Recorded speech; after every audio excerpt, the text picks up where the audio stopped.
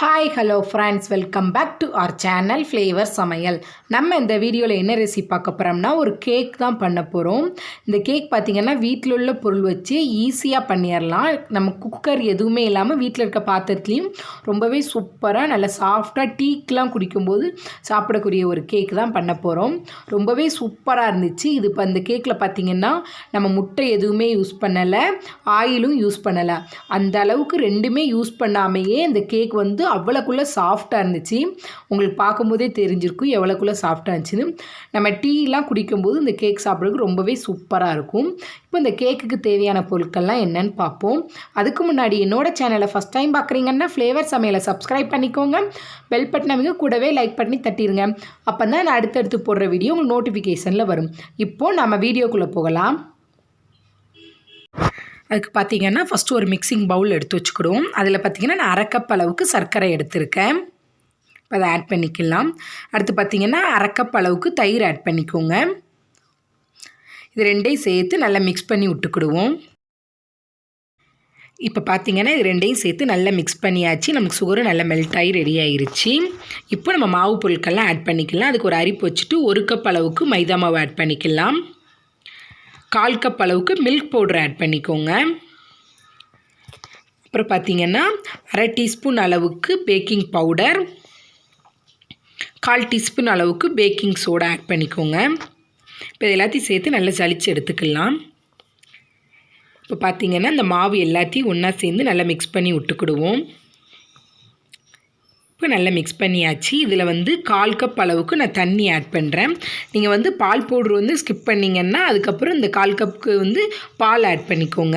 நான் வந்து பால் powder add பண்ணனால தண்ணி ஆட் பண்ணுறேன். இதையும் சேர்த்து நல்ல ஒரு ஸ்மூத் பேஸ்ட்டாக வர வரைக்கும் நல்லா மிக்ஸ் பண்ணி எடுத்துக்கிடுவோம்.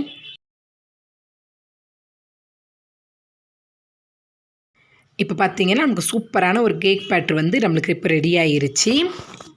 இப்போ இது வேறு ஒரு டின்க்கு கேக் மோல்டுக்கு மாற்றிடலாம். இப்போ கேக் டின்னில் கொஞ்சமாக ஆயில் அல்லது நெய் ஏதாவது தடவி எடுத்துக்கிடுவோம். இப்போ இதில் கொஞ்சமாக மாவு டஸ்ட் பண்ணி எடுத்துக்கலாம். இப்போது நம்ம மிக்ஸ் பண்ணி வச்சுருக்க கேக் பேட்டரை இந்த டின்னில் ஊற்றிக்கிடுவோம்.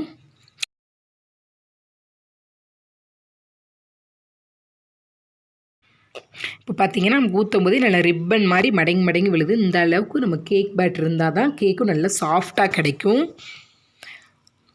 இப்போது நம்ம இதை வந்து பேக் பண்ணி எடுத்துக்கலாம். நான் இன்றைக்கி வந்து பாத்திரத்தில் தான் பேக் பண்ணுறேன். நம்ம இதுக்கு முன்னாடி ஏற்கனவே ஒரு வீடியோ வந்து போட்டிருக்கோம். பாத்திரத்தில் எப்படியும் 10 நிமிஷம் பாத்திரத்தை ப்ரீ ஹீட் பண்ணிவிட்டு அதுக்கப்புறம் உள்ளே வச்சு ஒரு 30 நிமிஷத்துக்கு பேக் பண்ணி எடுத்துக்கிடுவோம். இப்போ இதை பேக் பண்ணிவிட்டு காமிக்கிறேன்.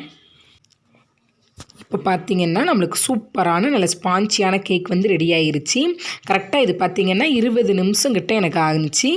நம்ம அப்பப்போ இடையில ஓப்பன் பண்ணி செக் பண்ணி பார்த்துக்கோங்க. கேக்கும் நல்லா ஒட்டாமல் வந்துருச்சு. இப்போ இதை நல்லா ஆற வச்சுட்டு நம்ம வெளியில் எடுத்துடலாம். இப்போ பார்த்திங்கன்னா கேக்கும் நல்லா ஆறிடுச்சு. இதை சுற்றி ஒரு நைஃப் வச்சு நல்ல ஓரங்களை ஃபுல்லாக எடுத்து விட்டுக்கிடுவோம்.